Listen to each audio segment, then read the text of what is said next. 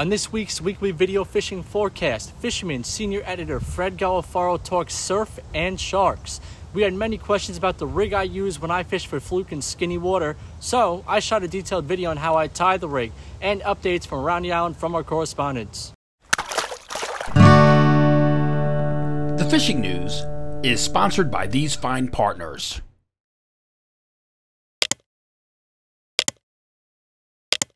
If you like our weekly video fishing forecast and are not a subscriber to the Fisherman magazine, please consider subscribing. You get 12 monthly issues delivered to your doorstep and 26 digital issues. Plus, you can compete for the Dreamboat and Coastal Kayak Clash contest, all for $29.95. News 12 meteorologist Rich Von Owen is on vacation, so I will give the weekend's weather a shot. Looks like Elsa will make its presence known with wind and rain on Friday, but by the end of the day, things should start to settle down. Saturday and Sunday are looking good, with Saturday looking like the better day and more favorable sea conditions. Now let's check in with Fisherman senior editor Fred Golofaro about the sharks on the beach. Fred? Hey, thanks, Matt. And, we've had some serious heat, stormy weather, none of which has done much to help the surf fishing around the island. The weather, combined with access closures, has many casters doing other things, taking care of family obligations, vacations, things like that. While some are leaning towards throwing bait, throwing bunker chunks for some blues and bass, but they're also tangling with a lot of sharks and rays. There's lots of sharks now along the South Shore ocean front, and even if you are targeting blues, you should be using circle hooks. You want to be using non-stainless inline circle hooks. They're required for both bass and sharks. So again, even if you're targeting blues, you should be using those hooks.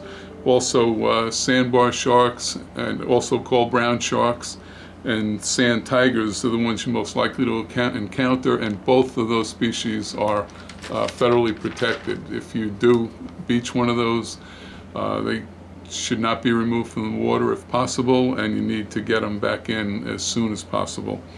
Other summertime options include porgies, triggerfish, fluke. Triggers are on most of the inlet jetties now, and also on any of the rock piles. Porgies seem to be everywhere. They're along many beaches on both the north and south shores and around the inlets and any kind of structure, rocks, jetties. And while it hasn't been a particularly good fluke season, there are enough around to make it worthwhile. And if you do decide to target fluke, do yourself a favor and get hold of some fish bites. That's these little goodies here. The fish bite curly tail grub I've been using the last 2 seasons, and it's really been deadly on the fluke. Been out fishing everyone else and every other bait the last 2 years. Bob's Bait and Tackle in Amity Harbor does have them in stock.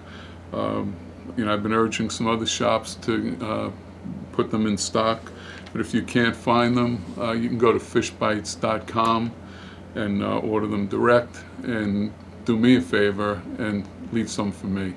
Matt, back to you. Now let's check in on the latest Dreamboat and Coastal Kayak Clash contest with Tim C. Smith, producer of the weekly video fishing forecasts.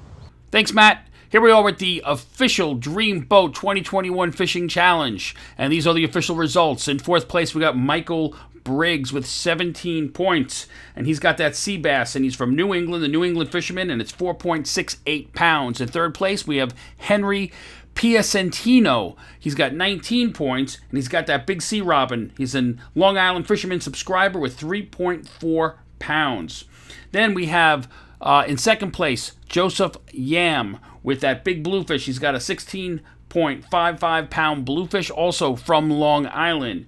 Then we have the big fluke from Garrett Weir. That name sounds familiar. And that fluke weighed in at 11.3 pounds and also a Long Island Fisherman subscriber. Remember, to be in this contest, you got to be a subscriber to the Fisherman. It's $30 a year, and it enters you into one of the best fishing contests in all of our nation. Check back next week for the latest standings. Back to you, Matt. Let's check in with Captain Timothy O'Rourke from Montauk. Tim? Thank you, Matt. Well, greetings everyone from Montauk. It's been another good week. Still all consistent reports going on. I talked to Chris Albronda on Tail Wrap Sport Fishing. Those guys have been doing really good. They've been heading offshore and catching some bluefin tuna. relatively local, so it's not a far ride. And then the striped bass fishing, Chris sent me a nice picture of a, they estimated it to be a 55-pound fish. So striped bass fishing still very consistent. Fluke and sea bass still going strong. I was out this weekend with my kids. We caught some nice sea bass, a couple nice fluke. So that's always a good thing, pretty consistent. A young kid the other day had a nice shark, a nice thresher shark. A young man, Hunter, wanted to catch a shark on a spinning rod, and he lived up to that dream, and his mom, Kathy, even helped him bring this shark in. They waded in at the Marine Basin after a 2-hour fight, made a nice family affair out of it, and they all had a good time. In regards to fishing the edge, way out in the canyons, when the weather cooperates, the fishing's still pretty decent. Got some reports of some yellowfin, some big eyes being caught. Like I said, when the weather's good, boats are getting out there and doing pretty good. One note back to Skip Rudolph. He's out of Stony Brook Hospital. He's on the mend. He says he's doing fine. I just spoke to him today, and he's anticipating a full recovery. So if you can keep Skip in your thoughts and prayers, wish him the best. Hopefully we'll see him back out on the water soon. All right, Matt, back to you, and everybody have a good weekend and catch him up. From Sag Harbor, what do you have for us, Will and Andy? Thanks, Matt. Report this week out of Sag Harbor. Unfortunately, the Peconics are really starting to wind down. There is still some fluking locally in the bay, but things are really starting to push east. Gardner's Bay and Plum Gut are starting to produce a little bit better, but honestly, it's really by Montauk. The rips have been loaded with striped bass and bluefish. The bottom fishing has been fantastic. I was out this past week. Ling, black sea bass, porgies, more stripers and bluefish, and the fluking is definitely starting to improve. Unfortunately, on the offshore side, the weather has not been able to cooperate, but that's hopefully going to let up soon, and we're going to be able to get back at it, as tuna have been reported as close to 6 miles off the point. Thanks, Matt. Now back to you. From Shinnecock, let's check in with Mike Dean from All the News on the east end of the island. Thanks, Matt. Hey, everyone. Had some pretty good fishing the past week. Going into last weekend, even though overall the weekend wasn't really the best weather, Friday at sunset was able to get a couple on a popper in the back bays. This is kind of the last year when that bite really got to get going. There was a lot more bait, so kind of just, look around. You see a lot of bait flipping around at the marsh's edge. Most likely there's going to be some bass on there, probably a couple of blues mixed in. So when the tides have cooperated, that's kind of been my focus. I was able to get out on a buddy's boat yesterday in Morich's end of incoming. Wind was pretty stiff, so it was a little difficult to get the drift line down right, but we were able to get into a few slot fish, one over, a couple of blues as well. We're using spots as bait, which some people think isn't a fair fight. The bass love them. They're a little pricey, they're about $5 a piece, but definitely up the odds. And we really only had a small window to get out there to fish with the storms that were coming in. In terms of fluke and sea bass, hearing more keepers showing up in the deeper 70 to 80 feet of water, as well as along any of the wrecks and Hampton's Reef as well. That's given up a lot of nice sea bass. Also, any of the wrecks kind of off Morich's as well. Good day on Tuesday for King Cod, I believe, was the boat that got into them pretty good. So that's another option. Not too many people have gotten offshore, so tuna-wise, have not heard of much. Have seen some reports of guys getting yellowfin on jigs and poppers, a little bit more on jigs. So that Quamba area, give or take 10 or 15 miles, put in the time to try to find them, work with guys in your network, and that bite seems to be improving day by day. So this weekend, we'll see what happens. It seems like with this new moon, hopefully the bass bite will get a little better off the beach. I'd really love to get on them there. Definitely have some blues off the beach if you want to, throw some topwater and tins for those. Also a good bet. So enjoy yourself. I'll talk to you next week. Back to you, Matt. With our fly and freshwater report, we have Paul McCain from River Bay Outfitters. Hello, Matt. As many of you know, and a lot of my good friends know, my wings are clipped a little bit. I had a little bit of surgery last week. I got to keep my foot up. I can't put waders on. It's a bummer, right in the middle of the season. But there is fishing. People are getting out. Now, a good customer, a good friend, Joe A. from Queens, he actually called up to let me know that I took him out. He for 5 weeks, he caught 1 fish. I went out, took him out, I guided him. We had 7 fish to the net. He called me up during my operation, left a message that he was so excited because he landed 2 fish on his own. And that's a great thing. That really is a good thing for me. I really enjoy taking people out, enjoying that, and getting them to show what we have here on Long Island. And other than that, I heard that the vets, Project Healing Waters, they had a few friends of theirs went out. They did pretty good. On Monday, I have to tell you, Sue is doing a marvelous job over at the Connect. As far as saltwater goes, Tim O'Rourke, Captain Tim O'Rourke out in Montauk said it's been choppers. And Captain Andrew Durr over at Orient Point, he's doing a little bit of sight fishing on the flats when he can, when it's not too windy, and he's having blues and bass. On the North Shore, Captain Dave Flanagan, once again, killing them on the blues, but he also was finding stripers for his clients. It's like I said, it's been a great week. On the South Shore, Captain John McMurray, he hasn't been able to get out too much because of the weather, but for tuna, but he is doing well with, fishing for the back bays, Jamaica Bay and now Captree for stripers. So there is fish to be had. Don't stay inside. I know it's hot, but it's hot anywhere. So get outside when you can. And until next week, hopefully I have better news. Maybe I could go fishing. Tie lines, everybody. From the Fire Island and Great South Bay area, let's check in with Captain Al Lorrenzetti. Hey Matt, Fire Island report. Not a lot to report. It's been kind of slow. A lot of short fluke, a lot of sea robins, occasional bluefish here and there. Ocean's been a little rough to get out, so I really don't have a sea bass report, but I'm sure as soon as it calms down, we got the storm coming Friday, but Saturday and Sunday should be excellent. I mean, Saturday's still going to be lumped up on the ocean, but Sunday it really lays down, and even into Monday and Tuesday looks great too. So I'm looking forward to get out there, sea bass fishing, and hopefully that storm brings in some nice clean water and the bay fishing picks up as well. That's it for this week, Matt. Talk to you next week. From Northport, we have Mark McGowan from Cow Harbor Bait and Tackle.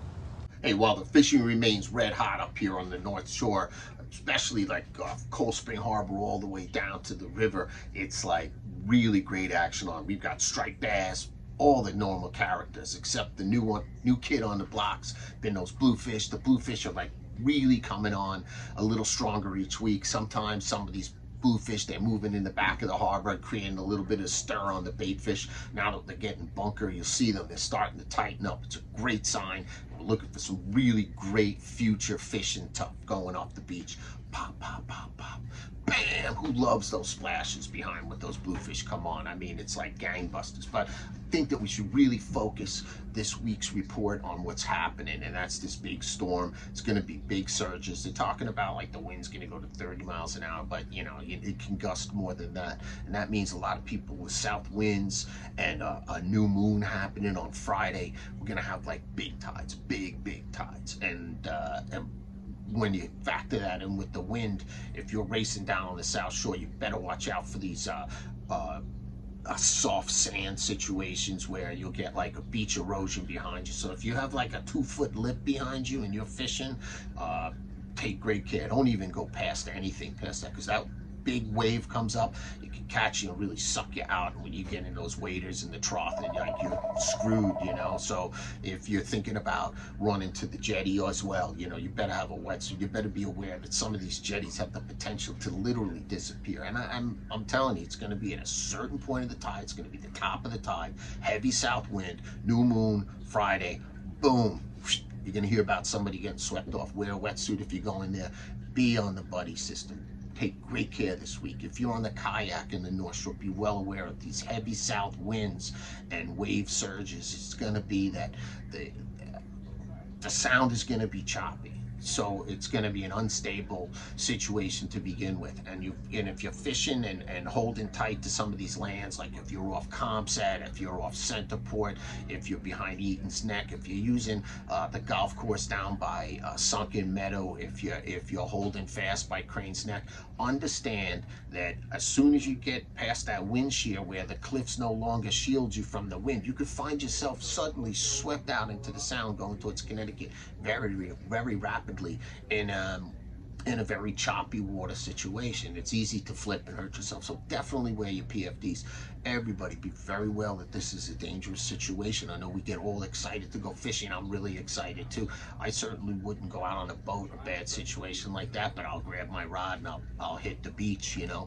That's a great time to create some really cool fishing stories. So safety, safety, safety. That's what we want to hear, and that's what we want to do. Join a club. Stop following some of this crazy advice I see online from people that just started fishing. That's great. We all started sometime, but remember, nothing helps by having knowledge.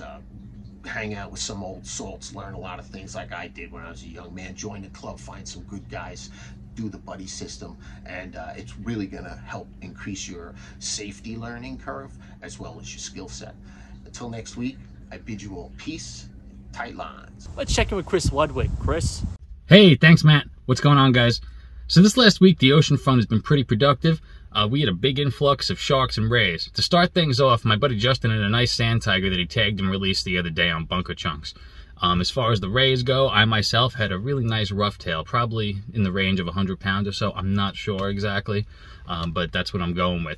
Many other anglers around me, it was like a school of bluefish came in. When the rays came by, it was like, don't, everybody's rods went down. So that was pretty cool to see, and it's been rather consistent. There's been some bigger sharks caught too. To my knowledge, there's about an 8.5-foot one caught just a few days ago. So I'm going to be out there tonight and the next couple nights. I hope you all are doing well, and see you all out there. Back to you, Matt. Captain Mike Sentry has the latest from Staten Island. Thanks, Tim, Fred, and Matt. Hope all is well. Well, guys, Mike here.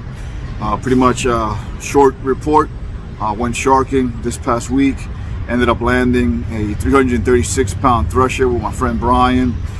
That shark was caught on a strip of bluefish on a 16-knot hook about 80 yards back on the farthest balloon. Chumming bunker, 4 gallons, 2 4-gallon pails, 2 of those each on chum bags. We had on pretty much on the other 3 rods, we had I believe mackerel, False albacore, and bunker. Those were not hit. The bluefish strips was definitely the one that got hit.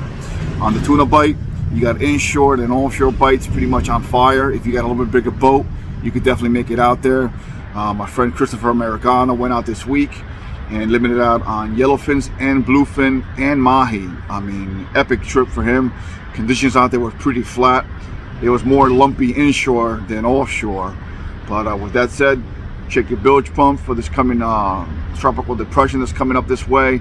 Make sure your filters are clean on your bilge pumps if your boat's on the water. And back to you, Matt. Tight lines. In last week's video, I showed a segment on skinny water fluke fishing. Many of our viewers want to know more about the rig that I use and the details on how I tie it. Well, here you go. Let me show you how to tie my skinny water fluke fishing rig. The first thing I like to do when I'm tying my skinny water fluke fishing rig is I like to pick out a good leader material. I have Seaguar inshore fluorocarbon right here. This is 15-pound test, and what it does is it allows the presentation of the jig to be much more natural when using a lighter line like this one. So first things first, I'm going to take a small section that's on the roll right here. I like to use high visibility line. I'm using a high visibility 10-pound test braid right here. And what I do first is I'm going to attach the fluorocarbon leader to my line coming off my reel with a uni to uni knot. So what I do is I cross these 2 lines just like this. Okay. I'm going to take my fluorocarbon line and I'm going to loop it over the braid just like that. So I have a loop just like that. Now, on the braid, on the fluorocarbon side, I like to do 1, 2, 3, 4, about 5 twists. Now, holding everything in place just like this, I'm going to hold on to the tag end of the fluorocarbon right here, and I'm going to grab the braided line with my other fingers just like this, and I'm going to pull. Keep everything held tight. It should cinch right into place. At this point, when you're about right at this, You want to just grab the fluorocarbon and pull. Okay, so one side of my uni to uni knot is done, and we're going to switch over. We're going to flip it over just like this. Move the weight of material over here. Now we're going to do the braided end of the uni to uni knot. High vis yellow line makes it a lot easier to tie. Again, same thing that you just did on the other end. Do your loop. 1, 2, 3, 4, 5, 6, 7, 8. I added a few more twists in there because the braid is a lot thinner than the fluorocarbon. Same thing, hold both lines. Once you get to right about there, just pull on the braided line. Okay, so now we have 2 knots that are separate from each other. So what we're going to do now is we're gonna add a little lubrication right in the middle here, and we're going to pull. You're going to hold the braided line, and you're going to hold the fluorocarbon line. These will slide right into place and meet up with each other. Okay, give it a couple twists, a couple pulls to make sure it's tight. All right, that's a tight knot. So now we're just going to have to trim away our tag ends. Make sure you clip the right one. I actually clipped the main lines, and you have to start all over. So nice and tight right there. And same thing on the other side.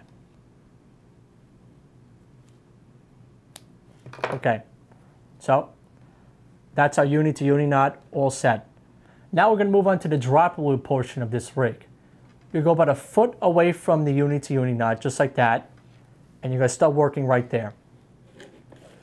For the dropper loop, we're going to make a big loop.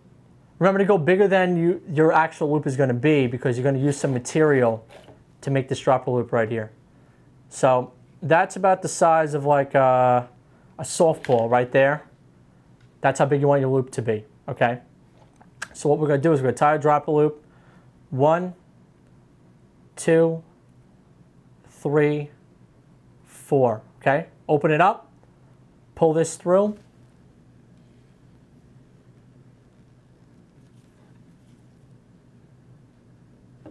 Okay, nice and tight. And our drop loop is complete. Your next step is to tie the clip to your end of your line. This allows you to swap out your bucktails and your jigs really quickly when the tide picks up or slows down. Also, one of the reasons why I start this rig from the back going forward is that when you do tie your clip on, it allows you to make that segment of line from the dropper loop to the clip the exact amount that you want it to. Let's move on with that. So from the dropper loop to the clip, we're going to do about 15, 16 inches. Give it a little bit more just for the knot. You want to give a little bit extra material always. So that's about 17, 18 inches right there. So we're going to take that and we're going to cut right there. So we have about 18 inches right there. Now we're going to tie our clip on. Next, we're going to tie the clip onto the end of our rig. If you notice, this clip has a 45-degree bend in it, and that's the end that's going to be on the top of your clip. That's what the top is going to be where your knot goes to as well. So I'll show you guys right here. Like that. We're tie this with a clinch knot. 1, 2, 3, 4, 5, 6, 7, 8. Go back through. Just want to add a little lubrication right here. And what I like to do is sometimes a small clip like this isn't really much to hold on to, so I'll take a jig and I'll clip it on there. Be careful not to impale yourself, but I'll cinch it down like this.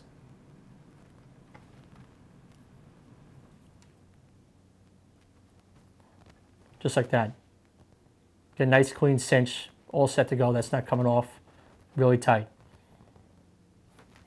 At this point, you want to trim off your excess. Now we're going to move on to putting either a bare hook or a teaser of your choice onto your dropper loop. So I'm going to pick the teaser right here. This is a pink teaser, a great color for fluke fishing. What I'm going to do is, you see how this hook has a bend that goes this way? You always want to put the loop in on this side of the bend. Right here, start on that side so it sits naturally. Okay, so we're just going to slide that right onto our dropper loop.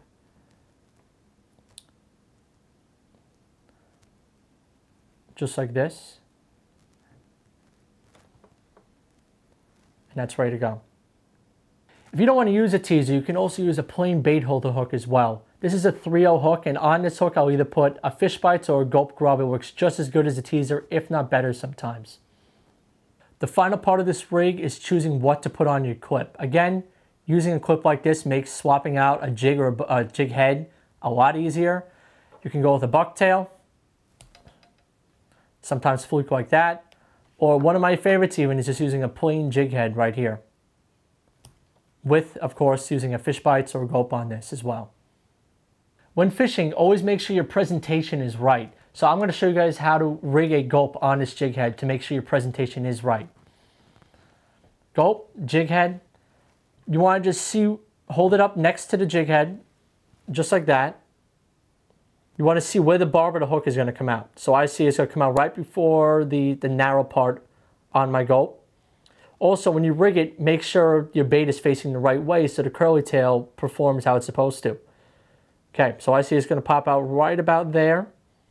So what I'm going to do is, I'm going to thread it on. Come out just like that. And push it up. As you see, it sits perfectly on there. Straight, perfect presentation. When going for summer flounder, you're always switching out the size of your jig head because the current increases and decreases during the tide. So having proper organization of your jig heads is a pretty important part of fluking. Keep mine organized right here. When I'm skinny water fluking, I'm using anywhere from 1/8, 1/4 ounce, 1/2 ounce, and 3/4 ounce. All these sizes can possibly be used when skinny water fluke fishing. It's up to you to determine which one to use based on your tidal conditions at the time. You don't want your jig to drag along the bottom, but you also don't want to touch the bottom at all. Using the right size jig is key for proper presentation. Don't shy away from the skinny water. I've seen plenty of double-digit doormats come up from these shallows. I'm Matt Broderick from the Fisherman magazine. If you would like to be a part of our weekly video fishing forecast, we are looking for social media savvy anglers for hyperlocal reporting from around the New York Metro and Long Island area. So if you're a captain, tackle shop, or just an avid angler, contact my producer at libayrad@gmail.com. Remember to like our videos, subscribe to our YouTube channel, and tap on the bell to be notified instantly when we post a new video on YouTube. And of course, to be a subscriber to the Fisherman magazine, be part of the Dreamboat Contest and Coastal Kayak Clash. Check out this video's description on YouTube for all the related links and index for our specific reports. And please support our correspondents by visiting their websites and social media pages. See you right here next week at the all-new fisherman.com.